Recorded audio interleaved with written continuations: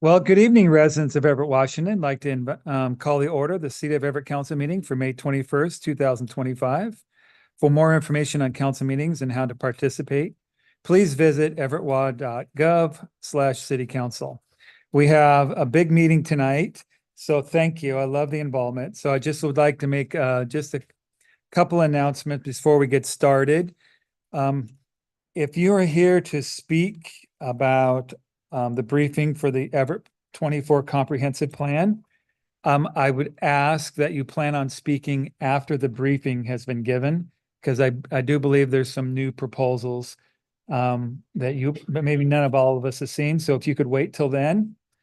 Also, if you're out in the hall, I appreciate the overflow. I think there might be some opportunity to maybe transfer if some other words are given.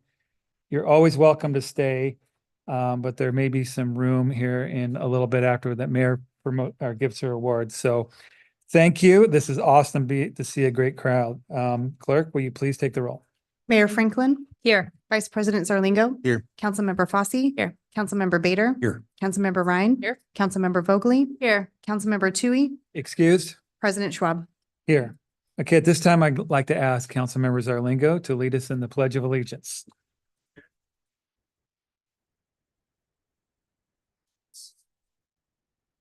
States. To the republic which stands one nation under God, indivisible, with liberty and justice for all. Thank you. And this time I'd like to ask Councilmember Bader to read the land acknowledgement. The city council wishes to acknowledge the original inhabitants of this place, the Stahosha people and their successors, the Tulalip tribes. Since time immemorial, they have hunted, fished, gathered on, and taken care of these lands and waters. We respect their sovereignty, their right to self-determination, and honor their sacred spiritual connection with the land and water. We will strive to be honest about our past mistakes and bring about a future that includes their people, stories, and voices for a more just and equitable society. Thank you. Well, under our agenda to old business. So do I hear a motion to approve the minutes for May 14th, 2025? Councilmember Ryan, so moves. Second. Motion and second's been made. Clerk, please take the roll. Vice President Zarlingo. Yes. Councilmember Fosse. Abstain. Councilmember Bader. Yes. Councilmember Ryan. Yes. Councilmember Vogely. Yes. President Schwab. Yes. Okay, moving on to mayor's comments. Good evening. Good evening, President Schwab and council and our robust community this evening. I've got just three things tonight. First, I'm very excited to welcome Jackson High School students here tonight. These amazing students won the 2025 First Robotics World Championship. And so I'd like to invite you guys up forward. While they're getting situated up there, I'm going to read a proclamation for them. So, whereas we are proud to recognize Team 2910 Jack in the Bot from Henry M. Jackson High School for their extraordinary achievement in winning the 2025 First Robotics World Championship held in Houston, Texas. And this global competition brought together 600 of the top high school robotics teams from 30 countries, and Jack in the Bot rose to the top. And out of 3,500 teams across the world, only 600 advanced to the World Championship, and just 4 were ultimately crowned champions, placing Jack in the Bot among the very best in the world. And Jack in the Bot also received the Innovation in Control Award, recognizing their creative use of control systems and engineering excellence, which reflects the outstanding technical talent and problem-solving abilities of our students. And this achievement would not be possible without the contributions of dedicated mentors, committed school staff, generous sponsors, and the unwavering encouragement of families, friends, and the entire Everett Public School community. Now, therefore, be it resolved, I, Cassie Franklin, Mayor of the City of Everett, do hereby celebrate the Henry M. Jackson High School robotics class for their victory and recognize the vision, collaboration, and perseverance being a leading example of what you can achieve, showing all things are possible with collaboration and determination. Congratulations.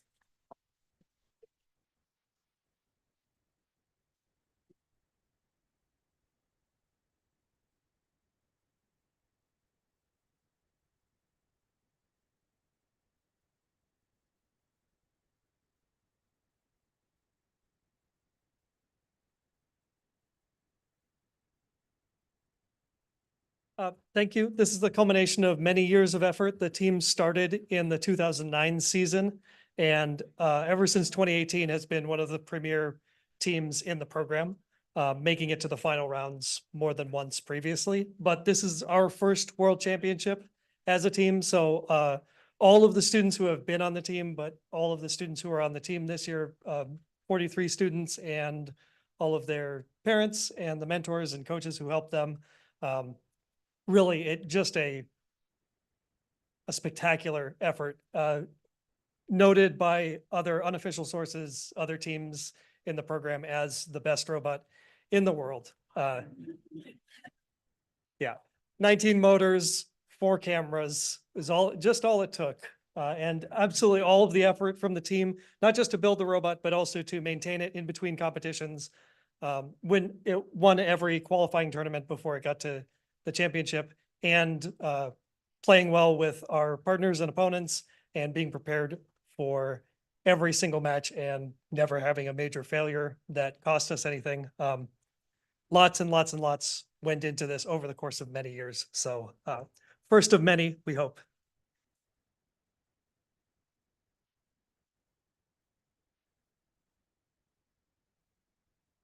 Thank you, Mayor Franklin, President Schwab, and members of the City Council. I'm Section Tower. I'm the principal of Jackson High School, and I can't leave a microphone without saying how incredibly proud we are of all of our students, as well as our mentors, the teachers, the coaches, and the parents who have made this possible. Thank you very much.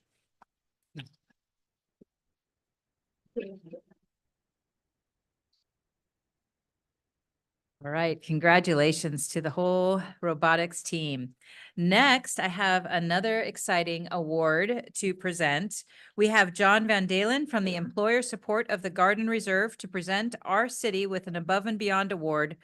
Chief DeMarco, would you come forward together with John, and you will present an award to our firefighters, so. Yes, good evening, Mayor and Council. Glad to see you. Yes, I belong to Employer Supported Guard Reserve, and it was developed in about 1972 at the end of the draft, because the reserve and the guard were kind of left out in the open when trying to get their work back to work if they were deployed. I have run into many, many good supervisors and managers, and I have a few here too, with the fire chief.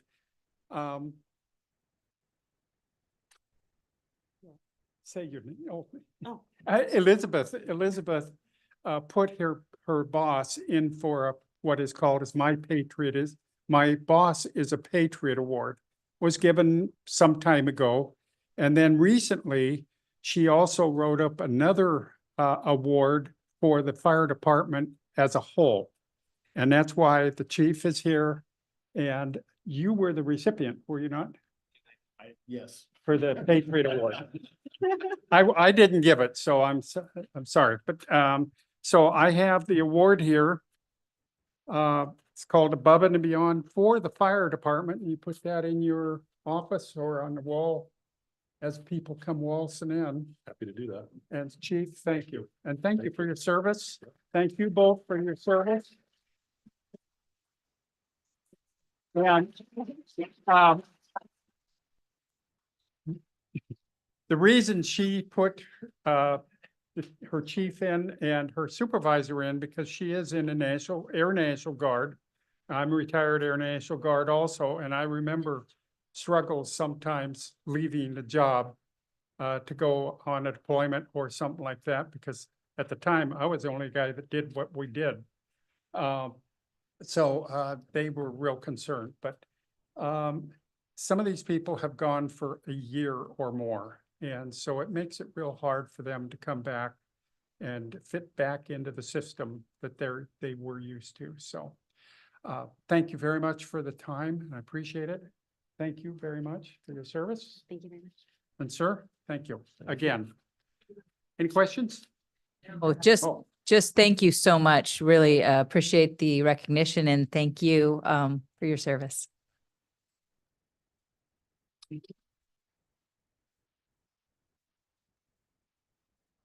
Okay. Well, just a couple more quick announcements. Clean Everett Day was just this last weekend, and it was a huge success. Rubatino shared that last year, so in 2024, they collected 8.2 tons. And this year, they collected 18.2 tons. So more than double the amount was collected. A big thank you to all of our neighborhood leaders and volunteers that made that happen. And this weekend, I hope everybody comes out for downtown to cruise into Colby. That's going on Sunday and Monday. And then there's a Memorial Day observation on Monday at 11 a.m. at Pacific Rim Plaza. The Port of Everett, the City of Everett, the Port of Everett are doing a partnership with Linwood Times. And then just mark your calendars. Sorticulture's coming up in June 6th through 8th. And no further announcements tonight. Thank you. Okay, thank you very much. Well, feel free to have a seat. And if there's more outside, you're all welcome in. I think there's a little bit more room. It's time for public comment, and you obviously have a right at any time to speak, but I would just personally ask if you had come here to plan to speak on the Everett Plan 2044, that you wait till after the briefing, but ultimately it's your choice. So Angie, could you start with our list? Yes, at first we did receive some written comments, and we received from Dale Bowers and Darren Peterson regarding the comp plan and regarding the outdoor multi-use facility. We received comments from Mary Grace McManus and John Martin, and these were provided to council, legal, city clerk, and administration to be part of the record. And we do have a couple of people here for general comment, and I'll start with Aaron, if you could please come to the podium.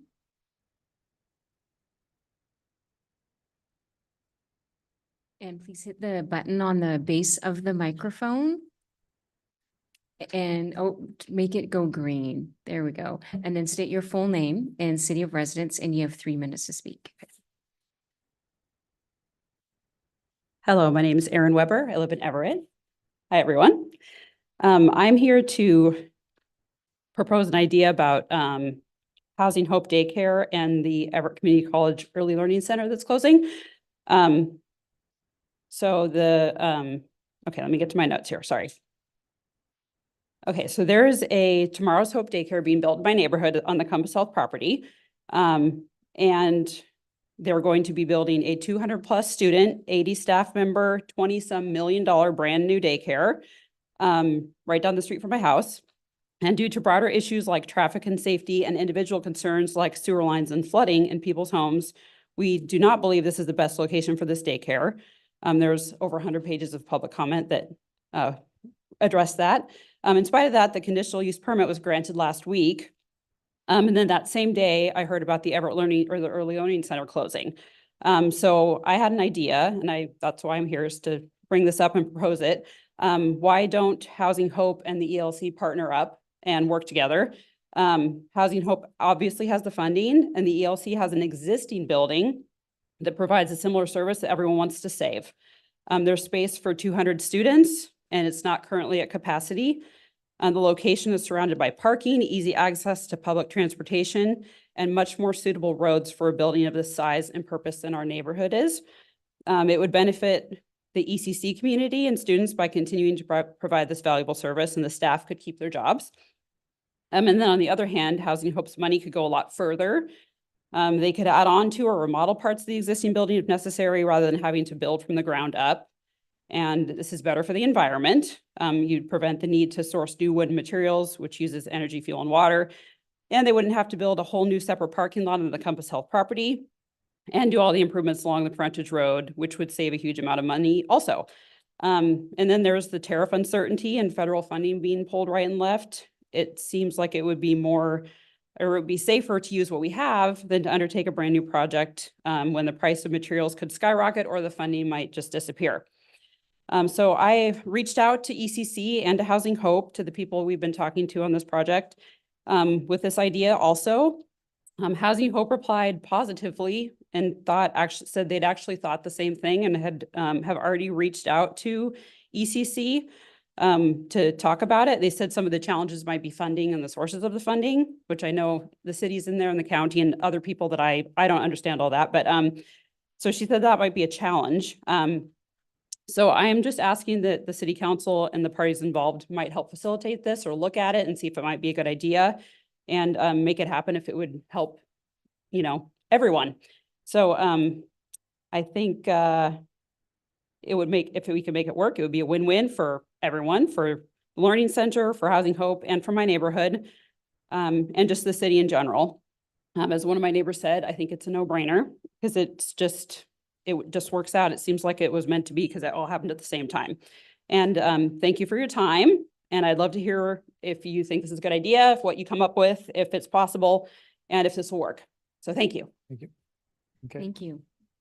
Next, if Eric could please come to the podium.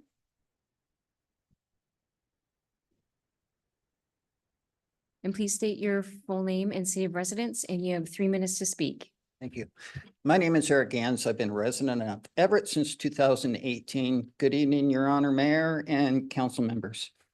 I bring you updated bad news about a property that is very derelict and has become dangerous to our neighborhood and to our city.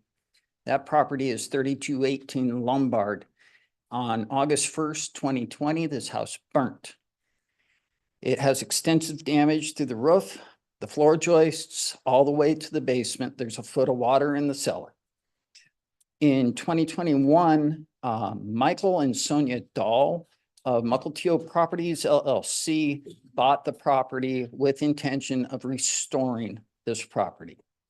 For years, they have been delaying project after project. They have been fined by the city over and over. And, excuse me, I was told that keeping an open building permit, even though there's no hope of work being done, would keep the city at bay from passing fines. There is little to zero hope of finances coming through for projects to be done on this house. It will sit derelict. It has become dangerous. On this month, just a few days ago, on the 19th, I was called to the property for 2 people entering the property and to remove them. I worked in association with Mukilteo Properties LLC. I went to the property. The police were called at the same time. The police responded. I had several neighbors telling me there are people inside the building. The canine dog alerted that there was someone in there. And when the police made entry into the building, they only cleared the basement floor and would not go above, citing officer safety. I understand officer safety. Everybody wants to be safe. I understand. Later that afternoon, I entered the property to make estimate of repair and to perform temporary repair, and found a 19-year-old female on the 3rd floor. Removed her from the property nice and politely. Anyhow, the next day at 10 p.m., 2200 hours approximately, I was called back to the property that there was a group on the property. When I got there, the same female with 5 males were on the property. With her help, I coaxed them off the property to the rear of the property in the alley. In the alley, when we reached the alley, they encircled me, attacked me, and beat me. Some of my wounds are probably still visible. This happened on the 20th. I have informed Michael Dahl, Sonia Dahl, and the direct supervisor, Steve Stenman, of these problems. And today their quotes were, low priority, no money available. This property is dangerous. It is dangerous to the entire neighborhood there. It attracts transients into it almost on a weekly, if not daily basis. If you could finish up, appreciate it. Thanks. Thank you very much. Thank you. There's 3 individuals here, Kyle, Gary, and Karen. I just want to check based on what President Schwab said. Your comments are regarding item number 7, and if you're all okay to wait until then we're done Okay. until we get to item 7. Okay, so we'll move to council comments. Councilmember Zarlingo. Right. Well, let's see. First of all, congratulations to the robotics group. Thanks for bringing Jack in the Bot. I coached middle school robotics for several years in the Everett School District, and I know what kind of work is involved there. And the Jack in the Bot team was always famous, even at that time, for being extraordinarily capable. So congratulations to them. That's a heck of a journey. I want to, on the subject of the 2044 comprehensive plan update, there was a discussion here. I want to do an update, discussion a couple of weeks ago. One of the strengths, I think, of this council, some differing views on one of the aspects of the comprehensive plan update. That is the neighborhood business areas, the stores on corners in some residential areas. There were different opinions on that. We agreed to form a kind of a small subcommittee and meet on that, try to resolve these things and do the best we can in both the shorter term and the longer term. And I wanted to give a quick update on that as part of my only liaison report tonight. And then I'll, of course, turn that over also to the other two members of the subcommittee, council members, Ryan and Bader, for anything that I misstate or misinterpret or don't get quite right. And first of all, I will say there's basic agreement on the benefits that these corner stores can bring to the neighborhoods.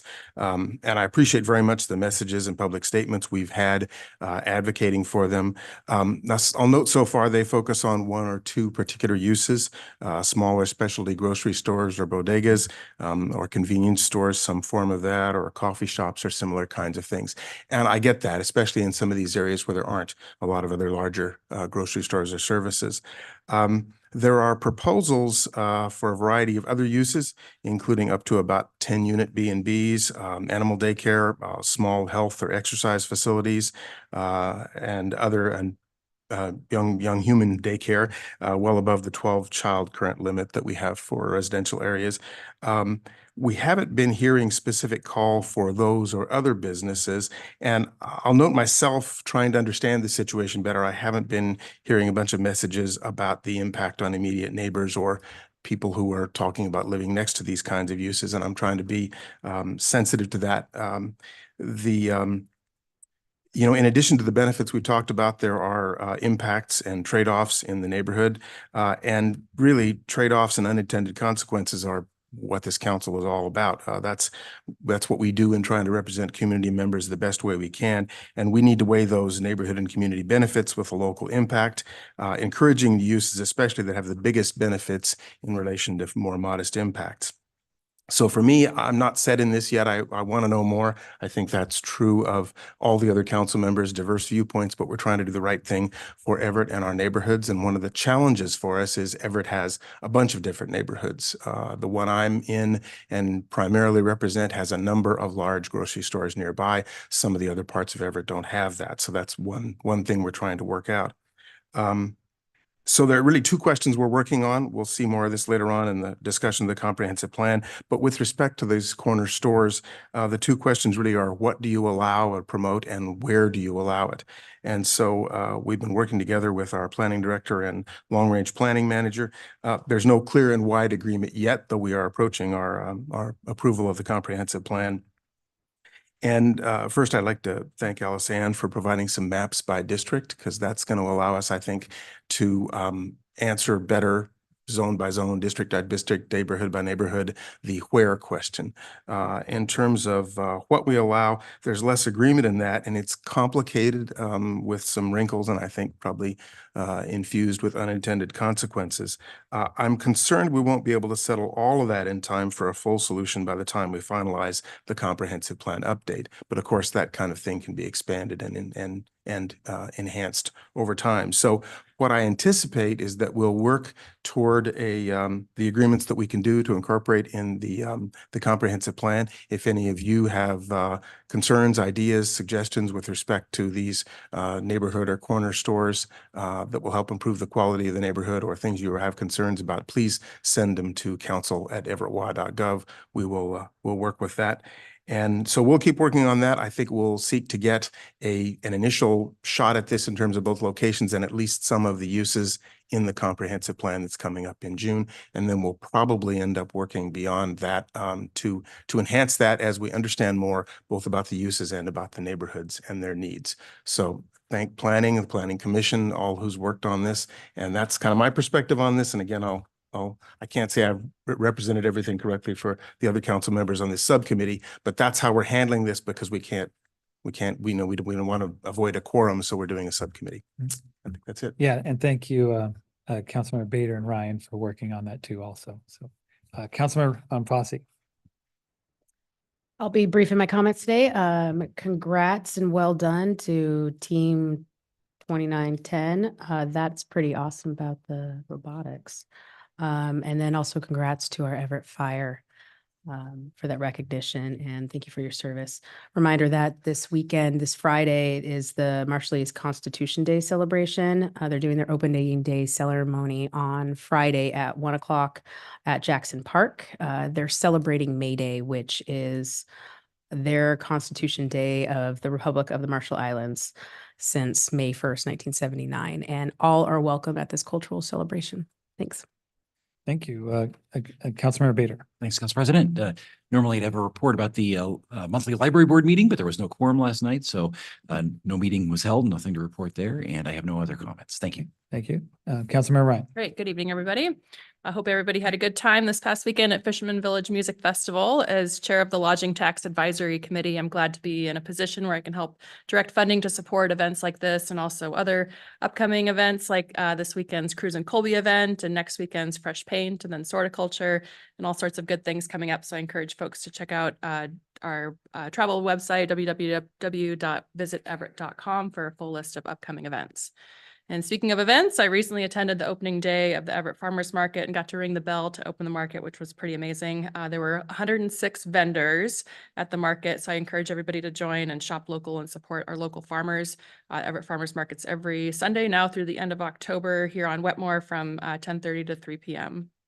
This past Friday, I spoke to a civics class at Cascade High School and was really grateful for their tough questions and their curiosity. The students shared concerns about traffic and pedestrian safety and also public safety and youth and violence prevention. So I was glad to share more about the work that the city's doing with Vision Zero and also the mayoral directive addressing youth safety in the community. So it's reassuring to know that these initiatives are on the right track to help residents of all ages in the city stay safe. Also on Friday, I attended the Bike Everett event. So thank you to Everett Transit and our local community partners for helping to put on that fun event. On Saturday, I attended and volunteered at the Clean Everett Day at Sequoia High School. At Sequoia, we had almost 2 full dumpsters of garbage and also an extra one of yard debris. So I wanted to say thank you to the other 32 volunteers, city staff, and the partnership with Rubatino to help make this a big success. On Monday, I attended the Lowell Neighborhood Association meeting. So it's been busy last few days, and just also wanted to share congratulations to Jack and the Bot, our firefighter and our firefighters on their big awards. Thank you, Aaron, for your comments about the Early Learning Center at Everett Community College. It's been a surprise. I know some of us here on the dais, we fought against its closure 2-3 years ago at this point. So it's been disappointing to see that it's back on as a possibility. I know it's on Housing Hope's radar and there are discussions that are happening on it. So there's definitely more to come there. So thank you for sharing today. I appreciate it. And to Eric, who has left chambers, I see that wanted to share since it's kind of off camera that an officer was following up with him.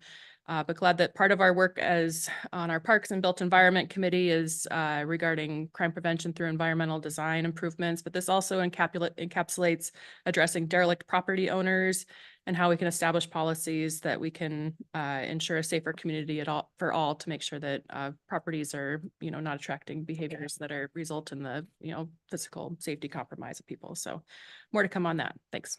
Thank you. Councilmember Vogely. Thank you, and thanks for being here, everyone, tonight. I attended the Westmont Holly Neighborhood Association meeting where they got to hear about Vision Zero like we did. But now I'm thinking maybe I heard about it at the tech. I hear about it so often, and I think that you all should know all about it as well. So I know that there's multiple places for you to hear about Vision Zero, and that is the aim is to eliminate all deaths to pedestrians, essentially. And that's the short of it. So the Westmont Holly Neighborhood Association members got to hear from Corey Hurt about that. And also, I can't remember her name, but somebody from the port gave a good presentation. And also the grant funds that are available to the neighborhood. So there was some lively discussion about all of that. At the TAC meeting, which actually happened here because Beta Conference Center was being remodeled. It was cool. I wasn't sitting up here. I was sitting over there and I liked it. Anyways, one thing that I wanted to bring to your attention about one of the inductive charging is functional now for our electric buses. There's 2 spaces within the city of Everett for our electric bus fleet to get charged while they're out on the road. And so that just makes it better all around. And thank you to the 2 folks that spoke already. And I'm going to let Paula's words be what I would have said totally. That's all. Thank you. Thank you. And for my words, I got the honor to be part of the SNOCOM 911 Dispatch Center for the entire Snohomish County. It's located in South Everett. A new expansive facility that, as you might know, if their communication system goes down in an emergency, police and fire and medical rely on our communication system. So there's a new redundancy built in. There's big generators. It's earthquake proof. So I'm really excited now that, and then there's room for expansion that our residents of Everett and Snohomish County and beyond should be very proud of what we have built on time and on budget. And also, just like other emergency services, there's a lot of competition when it comes to hiring dispatchers. So they've created an employee-friendly workplace, an atmosphere. So hopefully that will help in recruiting dispatchers. So very excited about the future.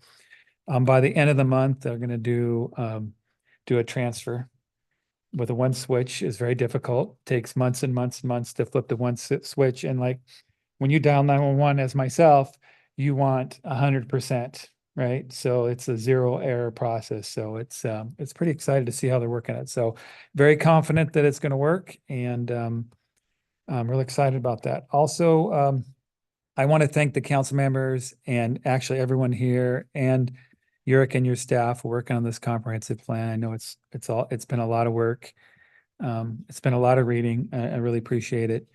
And also, I'm really intrigued about the opportunities. I've been a big supporter of the ELC at Everett Community College, and I'm really intrigued about that partnership. So excited to see where that goes. So thank you for that. And okay, moving to administration. You have a report. No, not today. Not right now, not yet. Okay, thank you. And how about our city attorney? No report, no executive session tonight. Okay, thank you. All right, so moving to our 3 consent items. Do I have a motion? Councilmember Bader, so moves. Seconded. Okay, motion and second's been made. Clerk, please take the roll. Vice President Zarlingo. Yes. Councilmember Fosse. Yes. Councilmember Bader. Yes.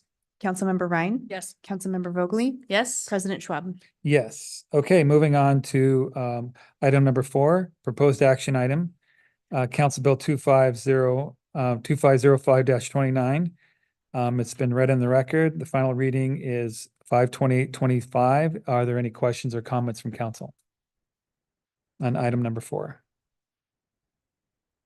Okay, hearing none, our final reading will be on the 28th. So we'll move on to item number 5. It's the third and final reading, Council Bill 2504-27. Adopt an ordinance creating a special improvement project entitled Edgewater Creek Bridge Replacement Fund 303, Program 115, to accumulate all costs for the improvement and repealing ordinance number 4072-25. Do I have a motion? Move to approve. Second. Motion to second. May there any comments or questions? Okay, clerk, please take the roll. Vice President Zarlingo. Yes. Councilmember Fosse. Yes. Councilmember Bader. Yes. Councilmember Ryan. Yes. Councilmember Vogely. Yes. President Schwab. Yes. Okay, moving to item number 6, third reading, Council Bill 2504-28. Adopt an ordinance relating to utilization of apprentice on public works construction projects, adding a new section to chapter 3.80 of the EMC. Do I have a motion? Councilmember Ryan, so moves. Second. Thank you for both. Are there any questions or comments? Councilmember Fosse. So there was recent policy that was passed in the state legislature, House Bill 1549, and there will be a subsequent amendment later on to update it to be more in line with that policy. I confirmed with the administration that we're going to work with that. I had reached out to the Washington State Building Construction Trades Council, and so we'll have language for that later, but I'm really excited for this to finally pass. Yes. Any other comments? Councilmember Bogley?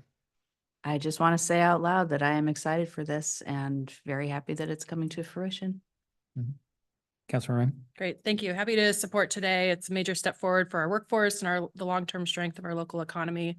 By ensuring that public projects invest in apprenticeship opportunities, we're creating vital pathways for the next generation for our skilled workers and promoting upward mobility in the trade. So I want to thank everybody who worked so hard on this for so long. It's more than just building infrastructure, it's building futures. So thank you. All right, thank you. And I'd like to say that thank you for our Public Works Director, Ryan Sass, and the mayor's staff. I know we spent a lot of hard work. Thank you for the shirts in orange for being here, and thank you for Labor's representative and your participation in this process. It's been really good to see that the two can work together to come up with some good legislation. So, and thank you, Councilmember Fossey, for your support of the state and working with this. So, Clerk, please take the roll.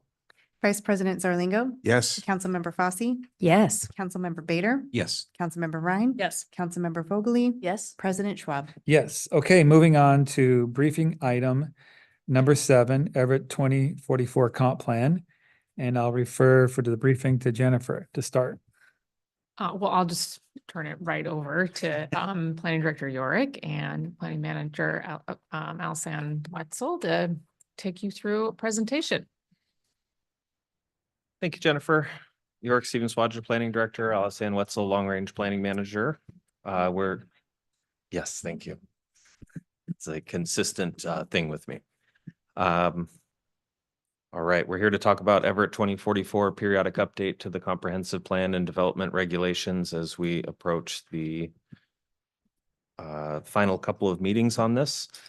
I will start by pointing folks to the project website so they can follow along with documents and see all of the details of where we're at on this website, everettwa.gov/2044. You can find a copy of the draft comprehensive plan, a copy of the draft zoning map. Make sure to check out the swipe map, which can compare your existing zoning down to a parcel level and swipe back and forth to what the proposed zoning is. The draft development regulations and a draft environmental impact statement that analyzes and gives some background information on all of the proposed changes. If you're getting acquainted to the project or wanted to brush up on some history of it, make sure to check out the document library and some of the other tabs and information on there. All of the materials, the draft materials, the regulations, the plan, and everything else are dated April 7th. So it's the same draft that we've been working through during this public comment period, with the exception of a book 2 of the development regulations, which was published on May 10th. The development regulations, the comprehensive plan is the long-range 20-year overarching plan for the city across many areas from land use, urban form, physical development, transportation, public facilities and services, climate change, housing, and other topics. The development regulations is what directly regulates land development and land use within the city. So those are the details and those are the laws of what can be built where and how. There's about, I think I counted 30 chapters of the Everett Municipal Code that have at least some change to them, although many of them are just references to zones and codes that are being updated.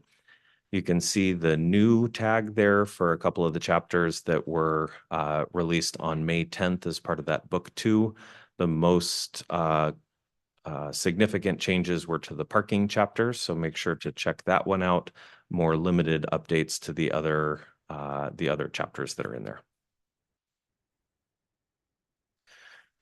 So the process, a little recap on the process. We've been at this since about 2022. I think late in 2022 is when we began a scoping process and worked with the community and the Planning Commission and the council on what the scope of this plan update should be. And then we've been steadily working through all of those topics that I mentioned over the past couple of years.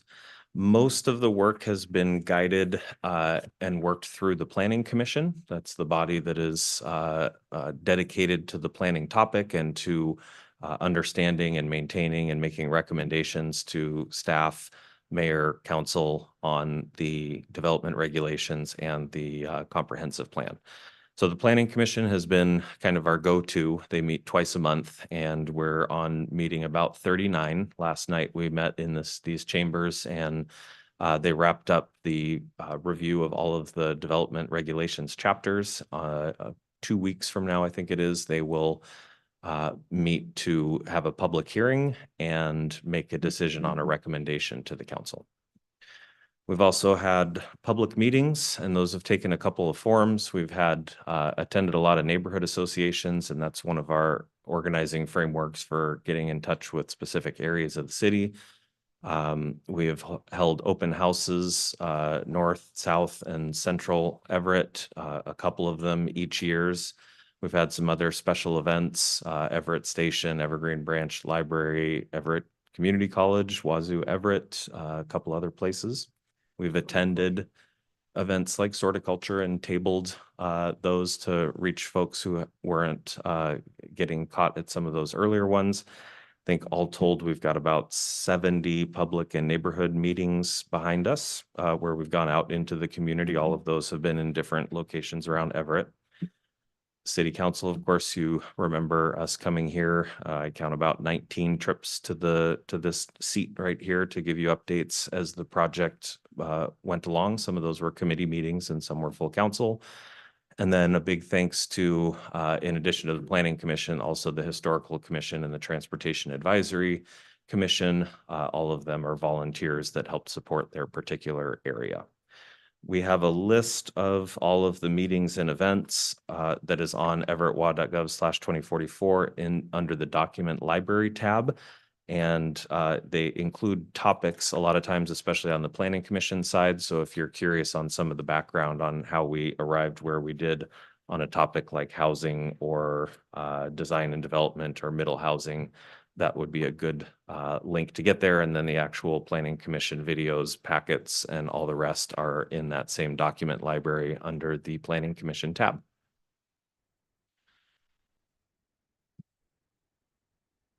We are still in a comment period through May 26th, which is Monday, I believe, of next week. We've received quite a few written and verbal comments along the way. Those are one of the most important sources of information directly from the residents and stakeholders of the city. Got a list of some of the agencies and organizations that we have received comments from, and then a number of other residents and businesses. I think we're up in the couple hundred range of individuals and organizations who have provided comments on this. Staff has read every single one of them. Most of those have gone to the council and to the Planning Commission in some form.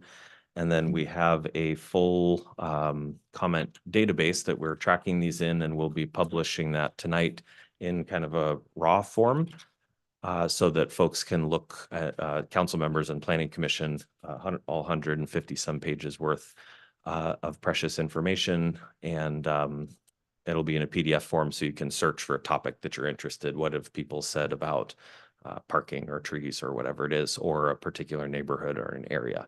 So we'll provide those comments both to the public so you can see what each other are saying, to the council and the Planning Commission tonight. And then we will follow up with a comment report, which has more of a description of all of those events and what the process has been so far, a summary of the common themes in commenting, and then as an appendix, the full list of all of the comments. So thank you to those who have commented and participated so far. It really makes a difference. It really makes a difference.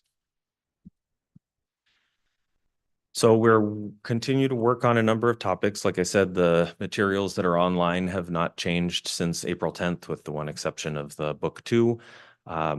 So we've heard the comments, as is typical with a planning process like this, have increased as the project gets closer to the finish line.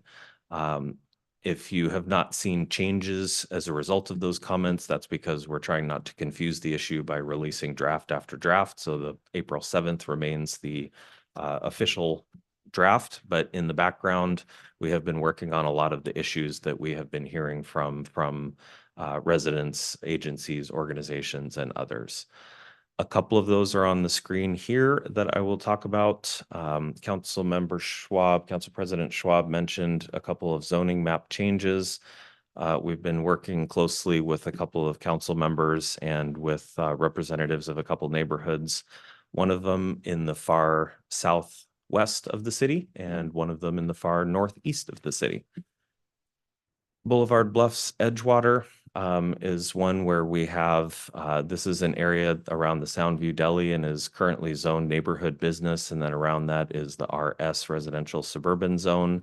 There had earlier been a proposal, the connector geography, which is one of the standard geographies that we used as an organizing framework for this plan update and for the zoning map changes, had been added by the Planning Commission as a suggestion for Mukilteo Boulevard west of Glenwood to Shore Avenue. By earlier council action, that had been reduced to a smaller area centered on the neighborhood business zone that is around the Soundview Deli, a little bit larger than that, a couple more parcels there. We've heard a lot of feedback around this UR4 zone, which is urban residential 4, which would allow 4 floors and residential uses. And working with council members, we've made some revisions to that map that you'll see reflected in the next and final draft of all the materials, which will be released on May 30th, next Friday. And the change is to neighborhood residential, coupled with an addition of Mukilteo Boulevard between Sound Avenue and Upland Avenue to parcels that would be eligible for neighborhood commercial.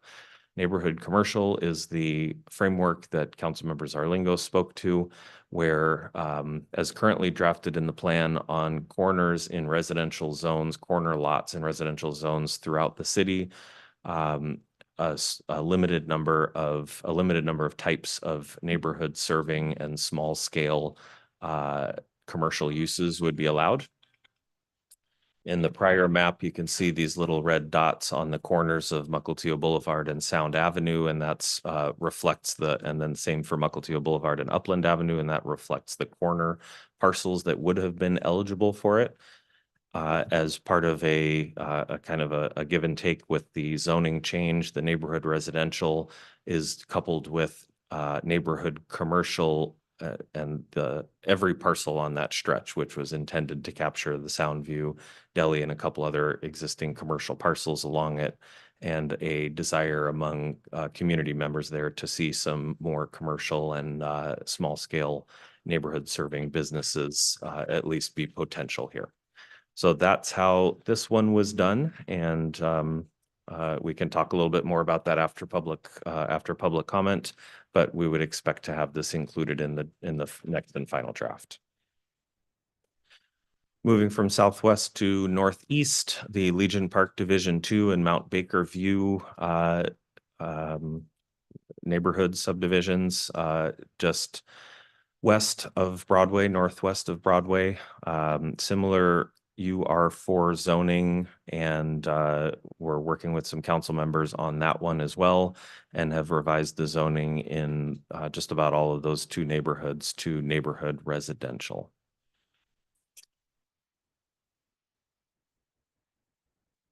So we can talk more about that after we go to public comment, but I'll continue running through the topics here. So we got the top 2 there, neighborhoods, Boulevard Bluff and Legion 2. Neighborhood commercial, touched on it with Boulevard Bluffs. It's another one we've been working with the small group of council members on refinements to, and continue to discuss both area locations, what are the corner lots that would be appropriate and where would it not be appropriate throughout the city. Some looking at the uses. This, if you want to see the details of it in the development regulations, the April 7 draft, look in chapter 1905, and I think it's 1905-045 is where you can see all the text of what neighborhood commercial would allow in that draft, and we're working on some revisions for the next draft. Neighborhood residential is the new zone that is proposed in response to the state legislature's requirement that we allow middle housing types pretty much throughout the city. So we've developed a neighborhood residential zone and had to develop a set of development regulations to accommodate and welcome and make the most of these middle housing types. Middle housing is everything that's between a detached house and an apartment building, and it includes duplexes, triplexes, accessory dwelling units, townhouses, all the way up to small courtyard apartments, which are the 2 or 3 story ones with outdoor walkways, usually around a green space. That's been that impacts a lot of the city, and the specifics of the design standards and development standards has been something that staff has been wrestling with. This has taken a lot of our time and effort. This is a brand new development type to a big part of the city that hasn't been allowed for the most part since at least 1956, when we adopted a zoning code and shifted to the more separated zone type of structure. So there's a lot of moving parts in here. A couple of the points of focus lately have been around accessory dwelling units. Accessory dwelling units were expanded in allowance by the city in 2021, and it is an emerging market for small scale housing that has been working well, and it is something that's that we really want to see more of. They're small scale. They tend to fit in well to a neighborhood and to a block and to a street. They provide opportunities for potentially affordable housing, usually affordable housing, and can be a great option for family members and things like that. So there were some concerns earlier in the process that we were removing accessory dwelling units. That was never the staff intent, but we are consolidating all of the varied dwelling types that we have in our use tables right now that separate single family from duplex, from triplex, and all the rest. So we've consolidated all of that to just dwellings. And what that did is it removed the words accessory dwelling units and caused a stir. We went back and made sure that the term I've been using is do no harm to accessory dwelling units. So there are some changes to terminology and everything, but I think we've arrived at where if you could build it before, you can build it now with the same fee and development standards structure. So same size, same number, same places. Would not have to build frontage improvements, which is sidewalks, curbs, and gutter, if you're only building 2 accessory dwelling units and adding it to an existing unit to remain.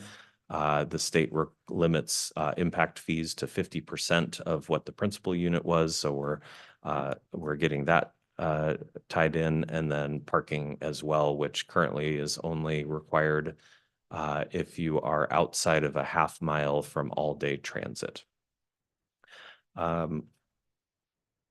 So I think we've got all of that, and we have arrived at a do no harm standard for accessory dwelling units, and you will see that reflected in the May 30th final draft.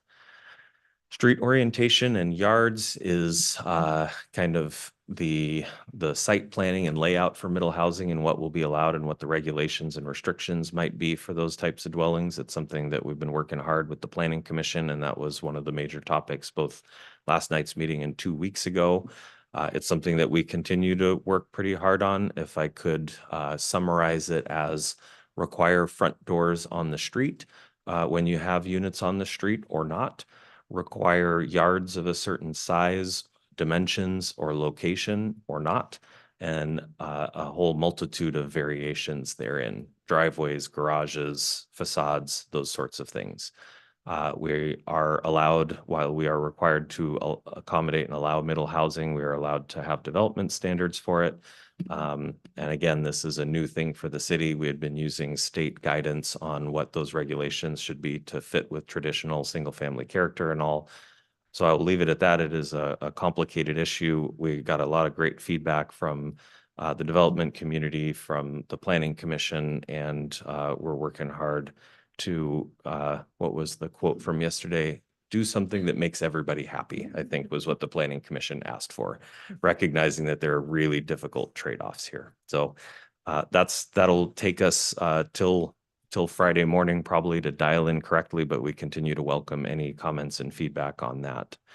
Last one is mobile home park preservation policy. So we've had a lot of comments in the last couple of weeks on mobile home parks and concern of redeveloping or transitioning those into some other type of housing and leaving the residents without a pad for their units.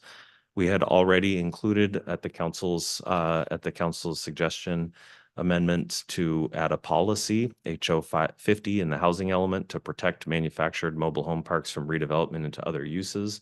And we are planning on working on an ordinance. It'll have to be a separate process because it's not that simple of a regulation or a overlay map to put in. So that'll be one of the early action items after this. Since we've last met with the council, we added an action that says implement a mobile home park zoning overlay in the comprehensive plan. There's a short number of implementation actions for the first 5 years of the planning period. And it makes sense just to make crystal clear that this is something that we are working on and that we will continue to. Next steps after today. So we're still in the public comment period on these drafts. After May 26th, we'll close the formal comment period on these drafts.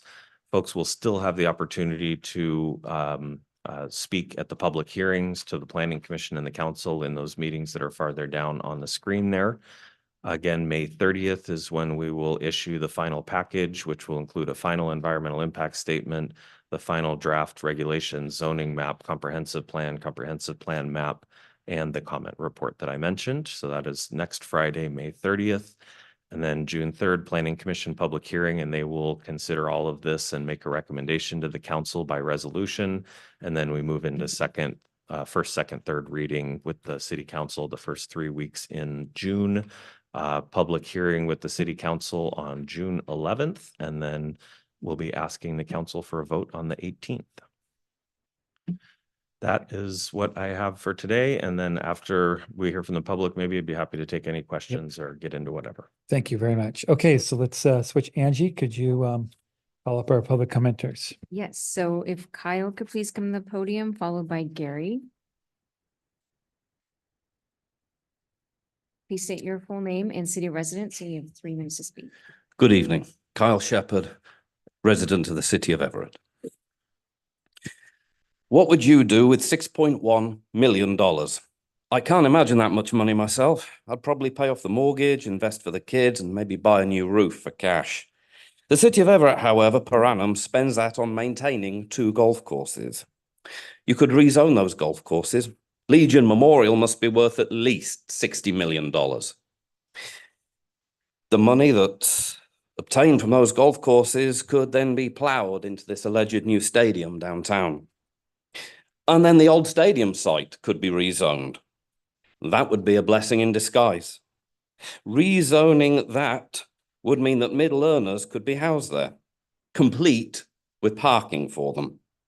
It's right next to the I-5. It's great for commuting. Redmond, Bothell, Kirkland, all that mob, perfect for anyone who can't afford to live where they work. And I was in just that situation several years ago. And that's how I came to Everett, a middle earner making $59,000 a year in Redmond. Everett was the perfect choice. It was affordable. It was commutable, just about. Really neat old houses. Everett was a good place for us to invest our dreams. Now, I'm not entirely so sure. Who are these thousands of people that Olympia expects us to absorb? Are they expected to work, play, shop, and take their kids to the doctors on transit because Olympia demands it? People will be living cheek by jowl without any appreciable means of escape. That's not building vibrant communities. That's building ghettos. Everett 2044 leaves me with deep, deep reservations about parking, about people's ability to move, respond to emergencies. We have neighbors in the northern parts of the Northwest neighborhood who can't get out of their communities when there's significant parking. Now there's more houses in there. Well, how are they going to get an ambulance in? A fire appliance? Finally, I should just like to ask the members of the Planning Committee, please also reach out to the Northwest Neighborhood Association, because when I spoke to them, they had absolutely no idea you were planning on rezoning the bottom of the 18th block of Hoyt to UR4. So please contact them and take note of their comments. Thank you. Thank you. Next, Gary, if you could please come to the podium, followed by Karen, and you have 3 minutes to speak. Please state your full name and city of residence. Hi, yes, good evening, Gary Coker, Everett, Washington. I live in the Boulevard Bluffs area, actually not too far from Soundview Deli. Your update kind of modifies some of what I'm going to say, and first time here, so kind of sorry, a little nervous, if you will. I'm going to read some things here. So I appreciate that they're looking at the change of taking away the UR4 zoning for that neighborhood. But I still have some concerns with the new catch-all zoning that covers ADUs and duplexes, triplexes. Those townhomes that went in our neighborhood were brought in. They're significantly higher than any other neighborhood. They blocked views. They literally parked those townhomes. They built a 21-foot high retaining wall and moved everything up, literally destroying the views and the values of some of the homes behind it.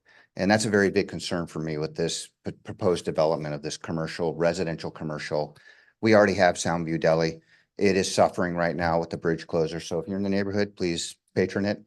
But to take that lot right across the street from it and say that's also going to be commercial, we don't really need that. In fact, I want to talk about Larry. Larry lives in that house right now. It's a rental. He is a retired police officer. He lives on a fixed income. He has several high-risk kids and young adults in his house. And his landlord's already told him that he will be moving if this zoning happens. He's going to kick him out, and he's going to put something in there that will make him more money or make a developer more money. Those townhomes, there's already parking issues, people parking on the street, people parking in the bike lane along Mukilteo Boulevard. It's not just construction workers trying to replace the bridge. It's people living in those townhomes because there's not enough parking. And that seems to be a recurring theme with anytime there's a residential change and you're allowing high volume or increased volume, there seems to be an afterthought with parking. So I'm very deeply concerned that parking is going to be a bigger issue. Our schools are already overcrowded. You bring in multifamily, you're going to even make that worse in the Mukilteo School District, which is a great school district. We want to keep it that way. I know you all do too. So I appreciate you guys considering that when you look at this stuff. The townhomes, we were told when they brought them in that, oh, it's going to be, affordable housing. They run from $750,000 to $950,000. That's hardly affordable. And so I don't understand, why that would be brought in, that Mukilteo Boulevard is already one lane each direction. There's no passing, there's no opportunity to get through there. If somebody, once the bridge opens up again, we're going to have ferry traffic again. It's going to be a mess. And I think that needs to be looked at when you're looking at the zoning rules of townhomes and all that. So appreciate your consideration and thank you for your time.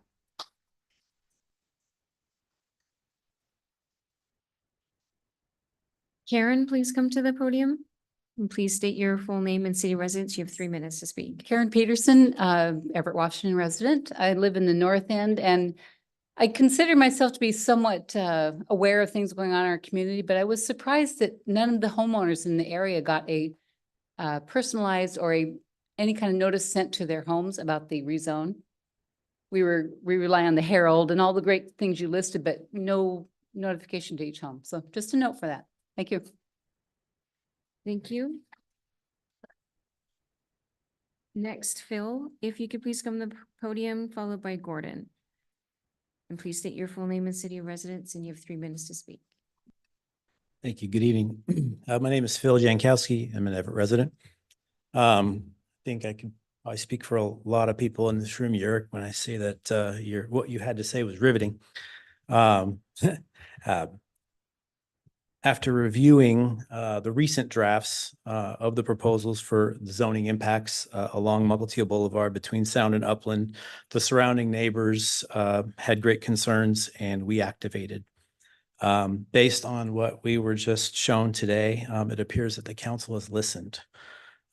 So there are a lot of us in the room who would like to thank President Schwab and the council, President Schwab for carrying our message and the council for listening. And I think we also want to thank you for saving us all a lot of time tonight, because without that, this probably would have been a very full room and we would have been hearing from neighbors regarding specific concerns through the late night.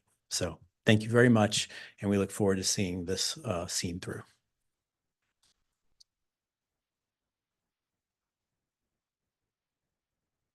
Gordon, please come to the podium, followed by Maureen. Gordon.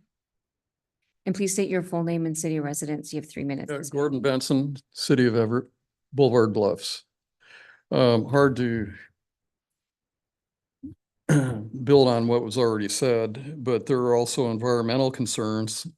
It's a hilly terrain community, and we already face drainage and erosion challenges.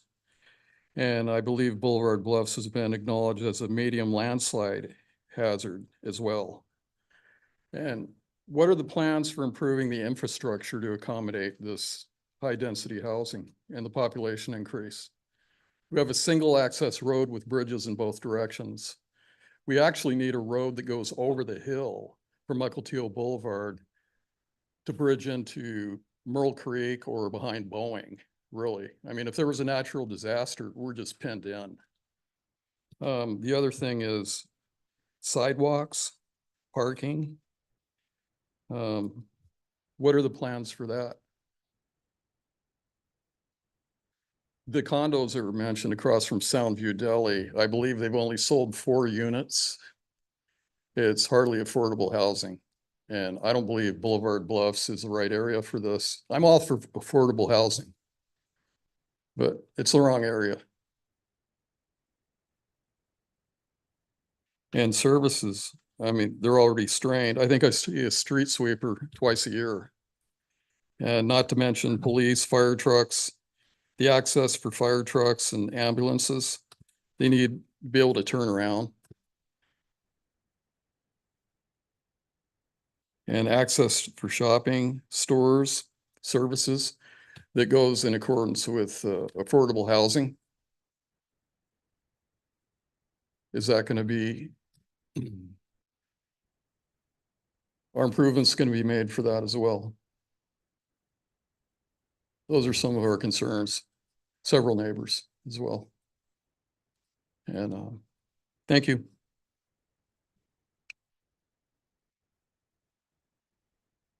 And Maureen. Please state your full name and city of residence. You have 3 minutes to speak. Thank you. I'm Maureen Malley. I live in the city of Everett, and I'm a retired teacher from Sequoia Alternative High School.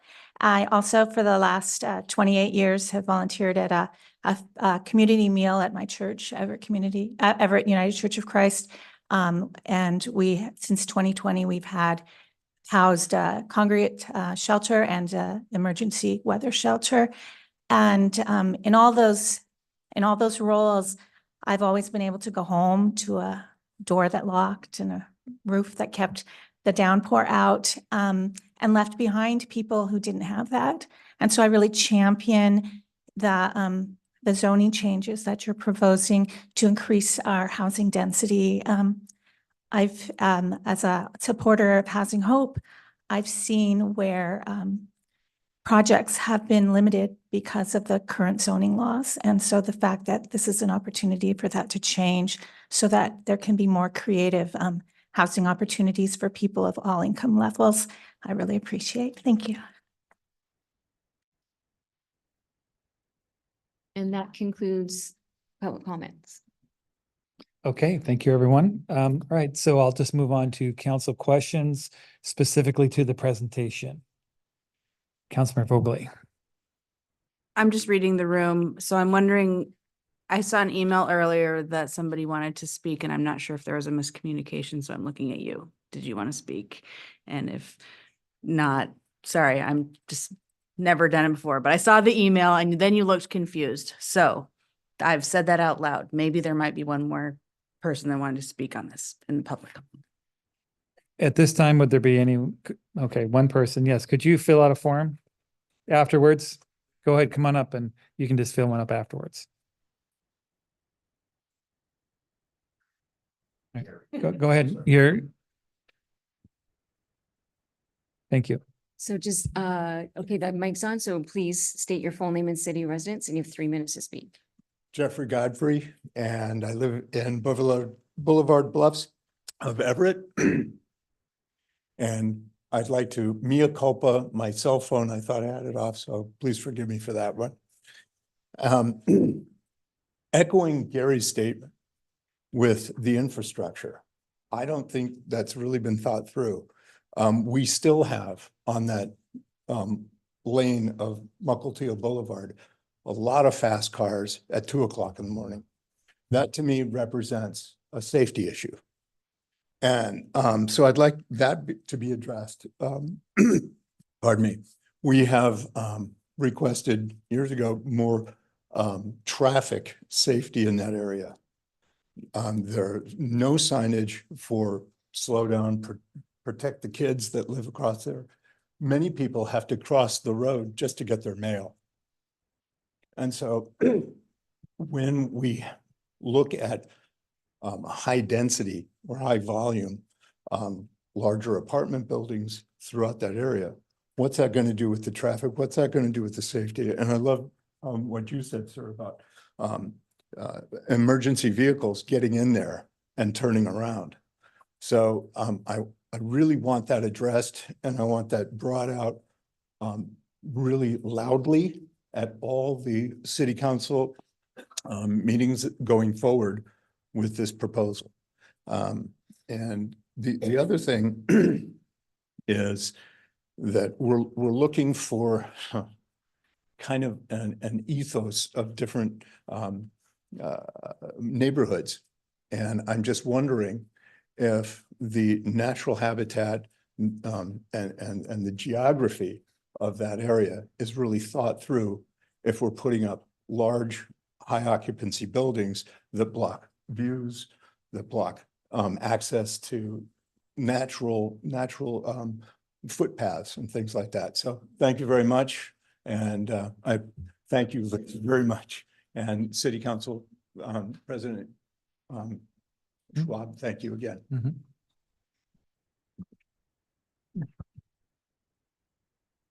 Okay, I'm not going to be outdone by Councilmember Vogel. Is there anyone else who wants to speak? All right. All right. Any questions or comments from council specifically to the plan? We'll have plenty more weeks to go too, but feel free. Councilor Ryan? Okay. So back to neighborhood commercial. So thank you to Alice Ann for sending out the maps earlier this week to council members with requesting clarity on where we would like to see specific places in our districts that could support neighborhood commercial. I'm still supportive of the underlying proposal from staff to allow it across the city. I know there's been some exemptions made for the neighborhood constrained zoning, which I think makes plenty of sense. I am happy to continue working to find common ground on if there's some types of businesses that maybe we should put restrictions on to allow in neighborhoods. I'm not sure if there's a specific term or whatnot, but I'm thinking more of like adult content type of businesses that I'm sure, you know, some neighborhoods would not welcome. I'm also thinking through one of those ideas of like, just let the market decide. Like if I were to be placing a business, I would be reading the neighborhood to know if the business I would like to place would be viable or not. So I don't necessarily, I would prefer to, as a business owner and a business entrepreneur, make that decision instead of having that decision made for me. I do appreciate the concerns about parking. I think there were some questions about what types of parking considerations we could have for moving forward. So if there's some suggestions from staff or from the Planning Commission on addressing parking concerns, I think I would be happy to talk through that. But largely, I would just wanted to share again on the record that I'm supportive of neighborhood commercial zoning allowances citywide. Thank you. Councilmember Vogel, did you have? I think I'm just gonna make a comment, and I'm just realizing that where I live isn't being upzoned. And that's in Southwest Everett, and that's actually, probably to the chagrin of anybody listening, is probably like, I'm surprised that it's not upzoning. It's just, it's still yellow when I go back and forth. Should have noticed that a year ago. Didn't. Comment, please. The colors are not exactly representative of the zoning allowances. There's a lot that goes into it. The yellow in your current maps usually refers to the single family zones, RS, R1, and R2, which allow for the most part detached houses up to 2 accessory dwelling units and a lot coverage of 35 to 40%, height limit of 28 feet. Where that has been, the neighborhood residential is that new middle housing, which would allow a half more of a floor to 35 feet, a higher lot coverage of 50 to 60%, depending on the number of units, 50% for a detached house, up to 60% for a triplex or more, and reduced setbacks. Almost every part in the city has some change to their zoning. Well, that's good for me to hear. And that's based on the state law. We have a minimum and that's what it is. So I'm imagining too, it has, I know there's all sorts of zoning rules and planning rules and being able to get in between houses to be able to build accessory dwelling units. That's not exactly what was requested that we talk about right now. Yeah, so I just wanted to say that out loud because thank you for that clarification. okay. Councilmember Zarlingo. Well, one bit of context in that, because I mean, one of the things we hear about the comprehensive plan is way more than just regular houses and land use. And one of the things we hear a lot about is the value of the green spaces and the green cover in Everett. And one of the things I'm going to get spitballs at this if I say the word trade-offs again, but it's just endless, trade-offs and unintended consequences. And we are going to struggle to maintain a lot of these big old trees that we have, a lot of the tall tree coverage. We're going to have to pay a lot more attention to the right trees in the right places because there will be more lot coverage and not, approaching more of the limits. And I guess that's the message, and certainly one I appreciate with hearing from in terms of our public commenters tonight. I'm especially treasuring anything where people come to us and describe not only what they like and what they don't like, but what they think of those trade-offs, what they're willing to do, because that's what we face. And I think that's something that you're describing there, that we need to understand if we're going to support more density, we will face those trade-offs. The more we hear from our community members about what they value and how they would make those trade-offs, the better it's going to be. Okay, well said. Thank you. With that being, there's no further business. Meeting's adjourned.